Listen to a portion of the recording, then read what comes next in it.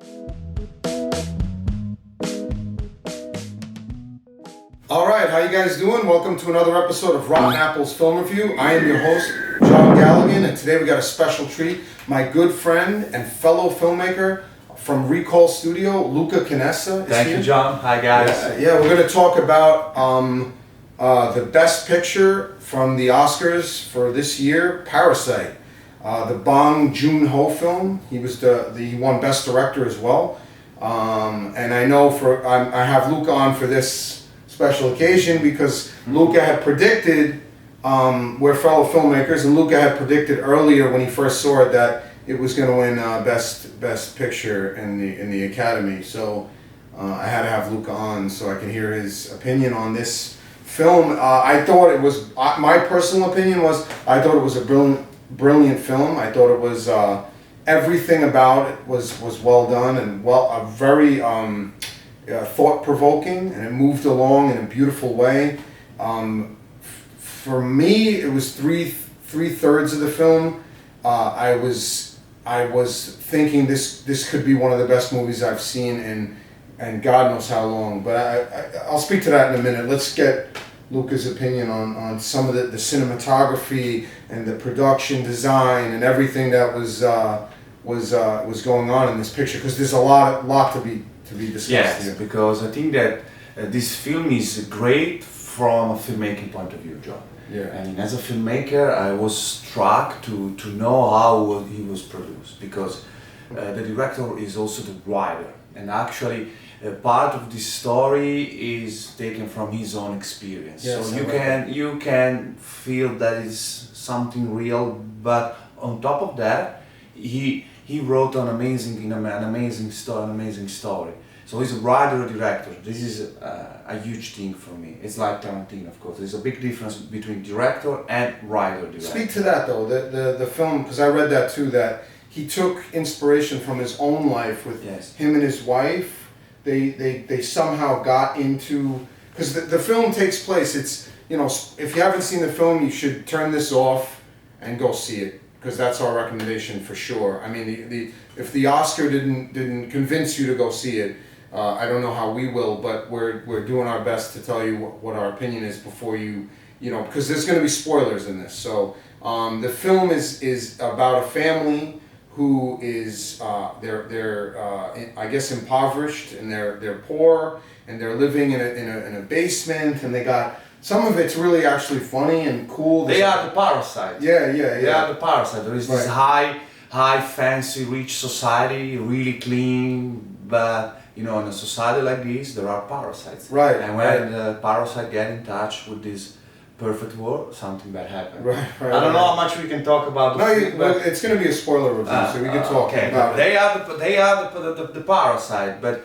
I mean, the story, from a filmmaking point of view, it's really impressive, because I can understand somehow the story is subjective. I really enjoyed the story. I know, John, toward the end, you were really, convinced about the end of the film. Yeah, sometimes with these kinds of films that happens, it's, I guess, here's another Best Picture, Shape of Water. The end of that was something I was a little bit, I wasn't too fond of. But I think that the Korean cinema, it became pretty famous. I mean, a lot of directors they became really famous. For example, I want to quote one of my favorite films, like Old Boy. Old Boy, and if we look at the filmography of the director of Parasite, I mean, I think that a little bit of gore is always present in his filmmaking, and I think he wanted to put it also on Parasite. And I think it's a kind of a style that the contemporary Korean cinema has, and probably must have. They wanted to put in. Right. But Bong Joon-ho, this moment for him is definitely high. I would say it's going to be hard for him to make another film and then top this, because he won Best Director, Best Foreign first time in history. In the history of the Oscars, Yes. So I mean, it's going to be difficult for him to definitely capture that, or even eclipse it, which is But for me, I thought the story was it was so well done in the beginning. I loved the family. I mean, didn't you connect with the family? I felt so drawn to their ability. There's a few things that stick out. The daughter. 제시카 외동딸 일리노이 시카고 과선배는 김치모 그는 이사촌. When she's forging the record, the school record for the son, and to become the tutor, and she's got the cigarette like in her mouth, and like she's on the computer. It's just stuff like that. There's a lot to talk about. Yeah, there's so much. That's a small little moment, but what I like about this film is that I think I saw it 3 times. Every time you see it, you notice something more, because this film is so full of details, it's so well crafted that every time you see it. For example, John, I don't know if you notice, because some people say they had this question about the brother, because he didn't die. Yes, he didn't die because the rock, but. And I didn't notice as well, but at the 3rd time I saw the film, I noticed that the rock actually is hollow, because it's floating away. Yeah. So that's why I survived. But it's so full of details. But I have to say, John, like I was telling before, the story is subjective. I love the story personally, but what I think it was really impressive in this film is the filmmaking heart that the director put in this film. Because it's really impressive how the camera moves compared to the character, how the acting is absolutely perfect. Yeah. I mean, Kang Ho's song he delivered an amazing performance. Yeah. And even the editing, for example, I don't know if you remember the sequence when they have to put the peach powder in order to get the maid sick. Yes. For anyone who wants to become an editor, please take a look at that sequence. How is Jin-Mo Yang is the editor, and and that was I remember that part. And I read, that it was so well done, man. Yes, I'm an editor, so I mean. No, we work with DaVinci Resolve. Yes, this is a software that is used in the biggest studios. But that I read that Jin-Mo Yang used Final Cut 7, so that means that it really doesn't matter which tool you use, but as soon as you have a vision, I mean, probably it's gonna take more time, but sometimes it's better to think and do it, take your time so and much do thought it. To it. Yeah, but that sequence, it's really, because it's told not linearly, with this classic music going on, and it's also is a kind of a metaphor of the acting, because remember they are rehearsing the part what they have to do. It's a kind of metaphor of the acting itself. Yeah, it's definitely a metaphor for sure. It's them practicing, man. Them practicing, and it's not told linear, and it works much better. And I think that's a really masterpiece within a masterpiece. Again, if you ever want to be an editor, please look at that piece and study it and try to resemble that style, because it's really impressive. But it's from a filmmaking point of view, this film is really impressive also for the production design, from a production design point of view. Right, the house, because apparently the house is the interior of the house was completely built from scratch, because they built it more wide in order to fit the wide frame of the camera, and also it's built with bigger windows, because I read that the director wanted to create contrast between this fancy family, always well lit, wash out from the light, again with big windows. Compared, you remember the beginning of the film with the family with these small windows, this small basement to create contrast. So even everything is in the service of the story, the editing, the production design, the cinematography. He even used lines in shots because the husband of the rich family, the actor is Lee Sun Yoon. He is already a famous actor in Korea, as was the father, Kang Ho Sung. The father is a famous actor. And he's probably, I mean, he really, to me... Yeah, he delivered an amazing performance. Yeah, he has like a presence almost, I mean, he's a comedy kind of, he's got like a comedy edge to him, but his acting is, it's brought it to another level, I think. It brings the film, it completes it, and Bong Joon-ho, he uses lines because the husband when he's talking to the father, when the father is driving, he's like his chauffeur, and he's talking to him. He says how he doesn't like when people cross the line. Yeah. So that scene. He also makes a mention of the maid eating for two. Yeah. Which I love that, because that alludes to the maid's. Here's a big spoiler, but the maid has her husband living in the basement, because he's another parasite and he's trying to survive. Yeah. So and it's funny because he makes a joke about how she eats for two, but she never crosses the line.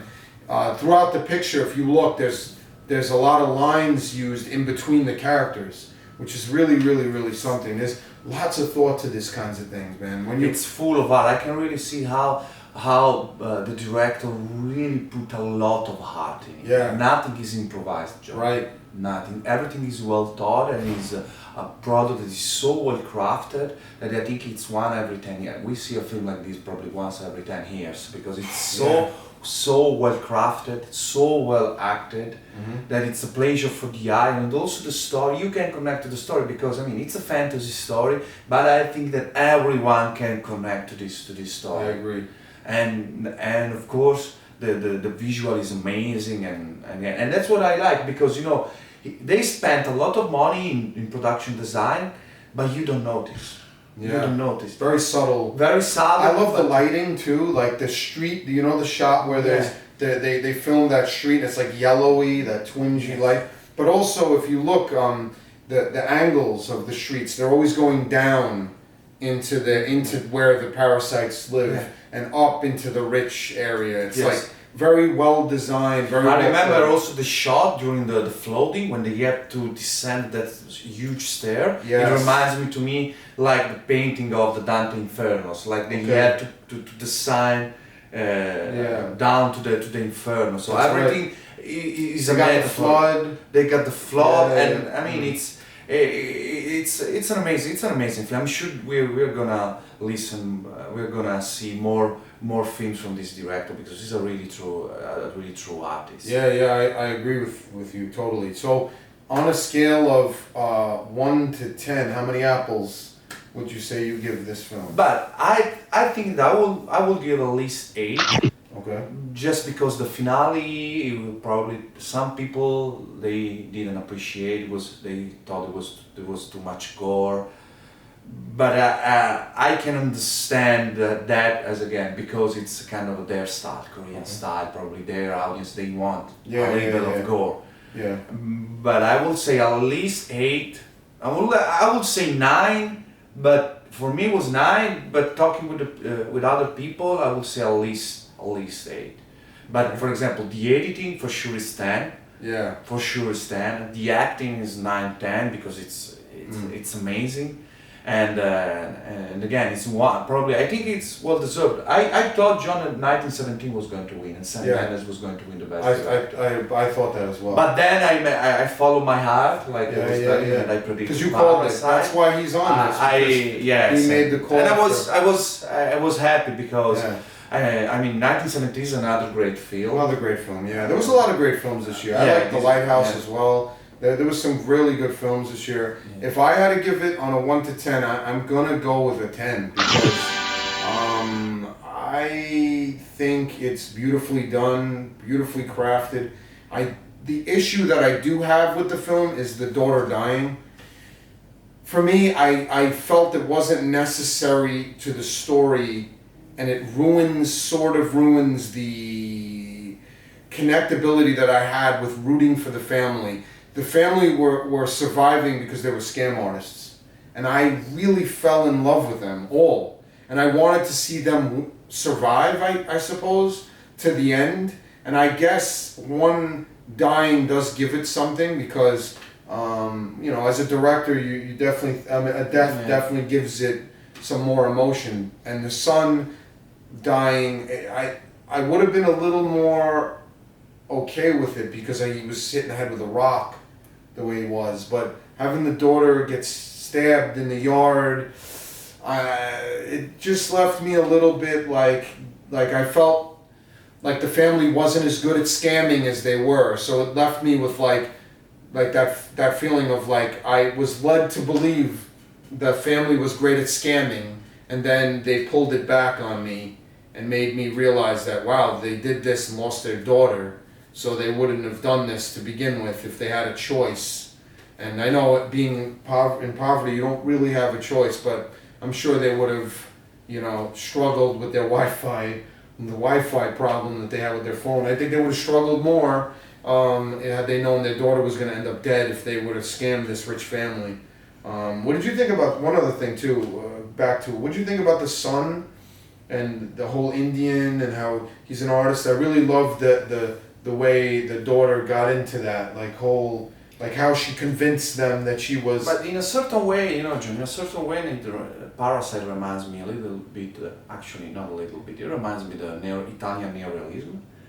Because, I mean, I couldn't recognize certain style of this poor family. They have to do what they have to do in order to survive. Mm. So they are poor, they have to do it, and then actually they become pretty damn good. Yeah. Do that. The planning. No, they were phenomenal at it. That's what I meant. They were phenomenal. I thought they were so good at it. I just wanted when they kind of like led you to believe the son died by getting hit with a rock. I felt like, no, I don't want the son to die because I believed in the family. And then when he was alive again, I was like, all right, good, but they killed the daughter. I just felt that was the ending I didn't want. Maybe I'm an optimist. I like the ending to where the hero maybe is tested. Like you know, they face an insurmountable odd and then they come out on top. I kind of wanted them to win at the end, even though. For me, also another and probably the most compelling moments are, you know, when the family has to hide behind the table, not below the table. Under the table, yeah. Under the table, that's great, yes, great. That's great. That's a great scene. Yeah, that's a great scene. That's a great scene because trust me, as a filmmaker, I have to tell you guys that those scenes, you have to shoot it and to write it really, really perfectly because you always just this distance from getting the scene look completely shitty. Yeah. No, there's the margin for error is not high there. And also when the two poor families, you know, the main families and the maid and his husband, they fight in order to keep the privilege to work in that house. Right. That was really compelling for me because this fighting between the poors, it was something that really touched my vision when my watching was it was like this war between poors because they were trying really strongly to maintain their position in the house. Right. It was compelling, man. Right. It was compelling. And one last thing, what do you think the flaw was of the film? If you had to say one thing, maybe it was one shot, what was one thing that you didn't like about the film, if there was anything? One thing that I didn't like was like I don't have a clear idea, 100% clear idea of the end, not because the gore scene, but at the end when the son comes back in the house. Yes.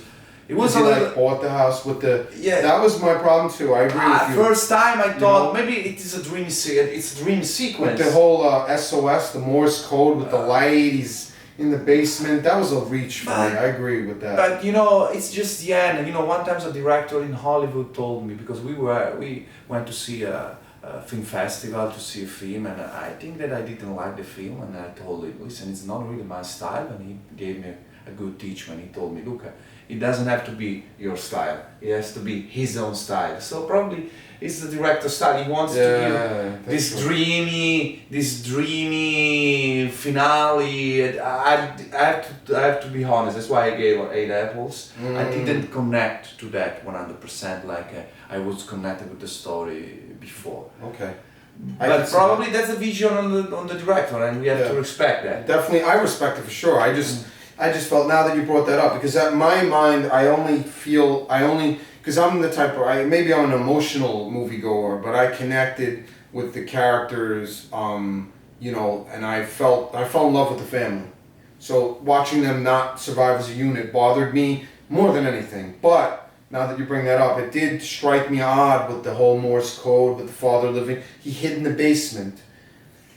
It seemed a little bit of a reach. It seemed like a stretch. It seemed everything else was very well done, and then the end kind of got to me. I hate saying this because I think the film is a 10, but the end was a little sloppy. I have to say it too, because it seemed like it was rushed. The end is always the most difficult part. It is. It is. Yeah, I know that for sure. Yes. So I mean, I guess that really concludes it. Do you have anything to add? I think we're pretty. No, I think that it could be a game changer. The Parasite could be a game changer for the Academy Award, probably because this film could open new doors even for other filmmakers, not necessarily Korean. Yeah, maybe Russian, European, South American, Italian. So probably right now around the world there are some filmmakers that they dream to win the best film, not just the best foreign film. Right. So it's a kind of a film event. Yeah, I agree. So, well, thanks for being on. Thank you for having your show, John. And that was an episode of Rotten Apples Film Review. We reviewed Parasite. He gave it a 8, maybe 9. I give it a 10. Thank you for tuning in. Check out the movie. We highly recommend it. Yes. And like, comment, and subscribe below. And we'll see you next time.